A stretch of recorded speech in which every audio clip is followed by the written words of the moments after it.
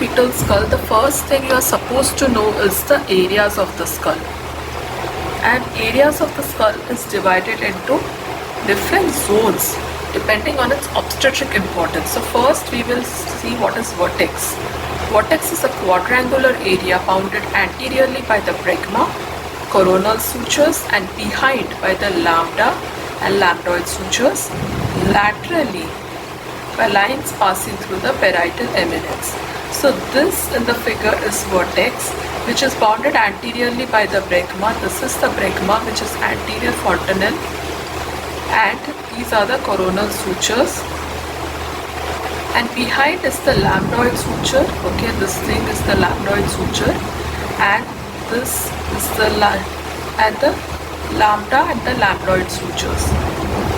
And then laterally it's bound by the lines which pass through the parietal eminences. Okay, so this is your parietal eminences. So the lines passing through the parietal eminences is known as vertex. So this area, this is like a quadrangular area, is known as vertex. Next, let's read about brow present. Brow. Brow is an area which is bound on one side by the anterior fontanelle and coronal suture, and on the other side by the root of the nose and the supraorbital ridges. So anterior fontanelle, okay, this is what we saw, anterior fontanelle, that's nothing but the bregma, and the coronal sutures on either side.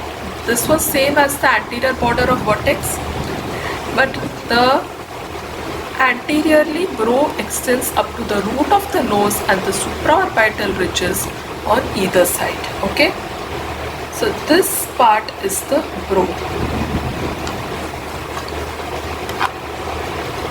Coming to the face present. Face is the area which is bound by one side by the root of the nose and the supraorbital ridges, and the other side by the junction of the floor of the mouth with the neck. So this is the face area. This is very, very important to understand. There are two terms that you should also know, sinciput and occiput, which we will be frequently coming across while reading about labor also. So what is sinciput? Sinciput is the area which lies in front of the anterior fontanelle and corresponds to the area of brow. And the occiput is limited to the occipital bone. So you would have seen in the previous picture, this thing which we called as brow, it's actually also known as sinciput. Okay, so this is important. And occiput is this area which is nothing but the occipital bone. Sinciput is this area which is also given the name of brow. Okay.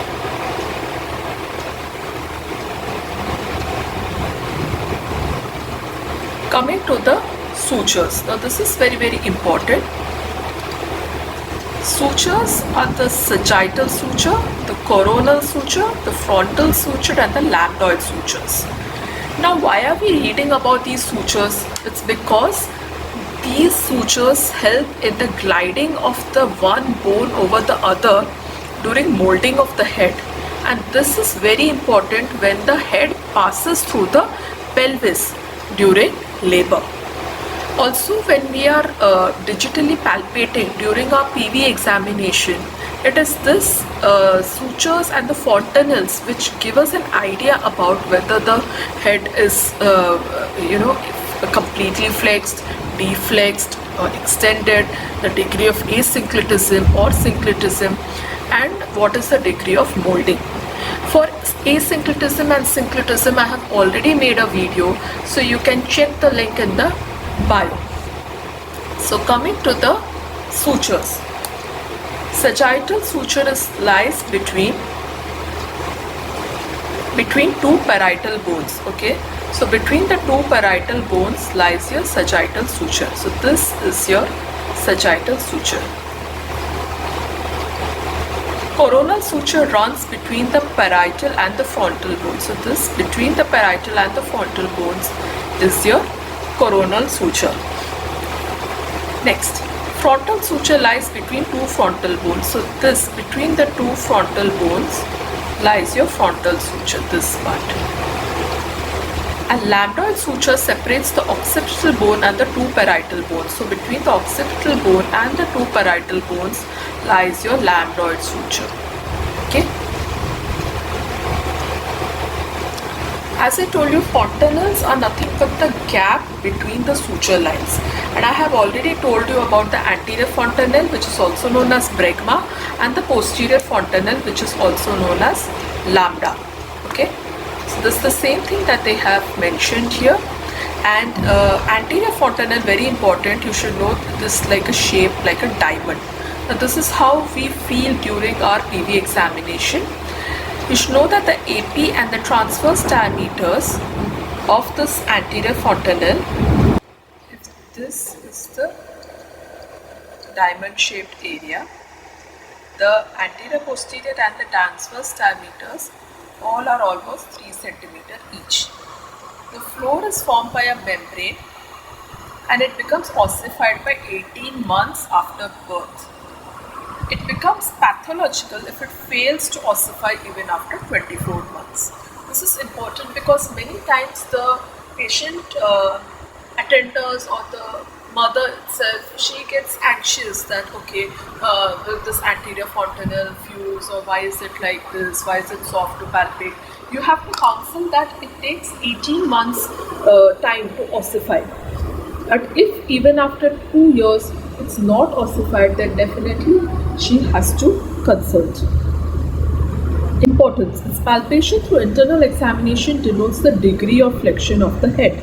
It facilitates molding and it remains membranous, as I told you, okay, and it helps in accommodating the marked brain growth. Brain, remember, becomes almost double its size during the first year of life. Palpation of the floor reflects the intracranial status. If it is depressed, it is a sign of dehydration. If it's elevated, it is seen in intracranial tension. Collection of blood and exchange transfusions can be done through this, and CSF, although very rare, can be done from this area. Coming to the posterior fontanelle, as I told you, posterior fontanelle, this is formed by 3 suture lines, that is the sagittal suture anteriorly and the lambdoid suture on the either side. Okay, so if you imagine like this, so it is basically a triangular shaped fontanelle, and this measures around 1.2 to 1.2. Again, it denotes the position of the head in relation to the maternal pelvis. So coming to the very important, that is the diameters of the skull. Now this is the most important thing which you will be asked by your examiners in your practical exam. Now this is very important for the undergraduates, the postgraduates, anyone who is appearing for obs and gynae exam. Of course, it is important for even NEET PG. Practically also it's very important because you should know the diameters of the fetal skull and which is the shortest, which can be delivered vaginally and which can cause a problem. This table is something which I want you guys to take a screenshot of it, and remember that you have to memorize the values also. So the first diameter that we are going to study is the suboccipitobregmatic, which extends from the nape of the neck to the center of the bregma. Now that you have understood what is bregma, you should imagine that it extends from the nape of the neck of the baby to the center of bregma. That is the suboccipitobregmatic, which is 9.5 centimeter, the most important diameter, because this is seen in complete flexion and the presentation is vertex. Coming to the suboccipitofrontal. This extends from the nape of the neck to the anterior end of the anterior fontanelle, or you can say the center of the sinciput. This is 10 centimeter, which is seen in incomplete flexion, but the presentation will be vertex. Now I'll show you the diagram. Now this diagram is frequently asked in the exams also. So they'll basically give you the skull and they'll mark, suppose they'll give you this and they'll ask which diameter is this of the fetal skull. So you should know by seeing that this is the occiput area. Below this, if this is touching, so this is your subocciput and this is your anterior fontanelle or bregma. So diameter which extends from the suboccipital region to the bregma is called as 9.5 centimeter, and that is the diameter which is seen in a well flexed head. Next I told is the suboccipitofrontal, where you can see again from the subocciput region, but this time it is going to the sinciput. This area I have already explained to you is the sinciput, and if it's touching there, then it's the suboccipito but frontal. Okay.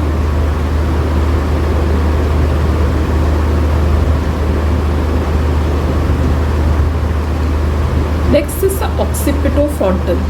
This extends from the occipital eminence to the root of the nose. Now let's try to see. So if you see from the occiput, so this is extending directly from the occipital bone to the root of the nose. This is known as occipitofrontal, which is 11.5. Now in which condition will you see this? This is seen in marked deflection, and again the presentation being vertex. Okay, so when the fetal head is markedly deflexed, then it is then the diameter that comes is the occipitofrontal diameter. Next is the mentovertical. Mentovertical extends from the midpoint of the chin to the highest point on the sagittal suture. That is the mentovertical, and it is the largest diameter, and this is seen in bro presentation. This happens when there is a partial extension of the fetus head. So remember that since it is 14 centimeter and it's the largest diameter, bro presentation cannot be delivered vaginally, and it is an indication of cesarean section. So let's try to see the bro. So you can see here. So from the chin to the highest point on the sagittal suture, this is known as mentovertical. Chin or mentum till the highest point on the sagittal suture is the mentovertical diameter, which corresponds to 14 centimeter and is seen in bro presentation. Next is the submentovertical. Now this is something that you can remember, but before that I want you to remember the submentobregmatic. So this is more important. Submentobregmatic extends from the junction of the floor of the mouth to the neck to the center of bregma. That is known as the submentobregmatic, and that corresponds to 9.5 centimeter, and it is seen in face. This is seen in complete extension. So if I have to show you in the figure, this is the submentobregmatic, which corresponds to 9.5 centimeter, and this is seen in the face presentation, extending from the junction of the floor of the mouth to the nape of the neck till the anterior fontanelle. Okay, these were your AP diameters. Now we have to learn about the transverse diameters.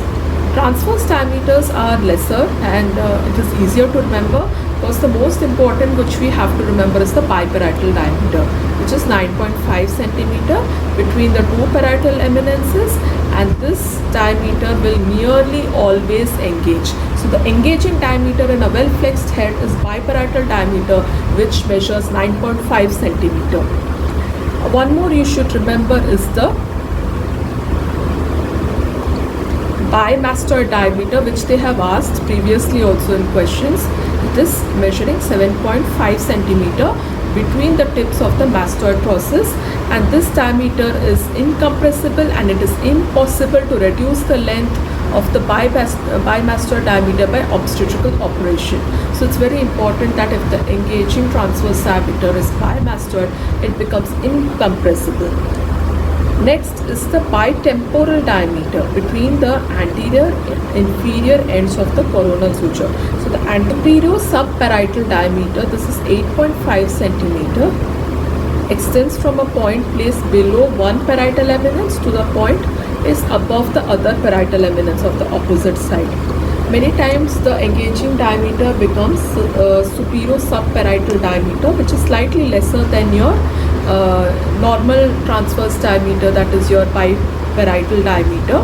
Now this I have also explained in the video on asyncretism, so I highly recommend you to watch it for better understanding. So with this I have completed the in a nutshell about the fetal skull, which was a very highly requested topic, and I felt at this point it is important to make this video because the university exams of both postgraduates as well as undergraduates are coming. So it is important that you revise this, and also make it a habit to brush it up and revise it every few days, or make a note of it and paste it on the wall, so that every day you glance and remember the values of the diameter, the measurement from which point to which point, everything is important. You will definitely be given a station in your practical exam with the dummy pelvis and fetal skull, so you have to know this. Any further doubts you have in this topic, feel free to write in the comment section, and I'll be glad to help you. So any further topics which you want for your exam also, you can write in the comment section. So that's it for now. Take care and bye bye.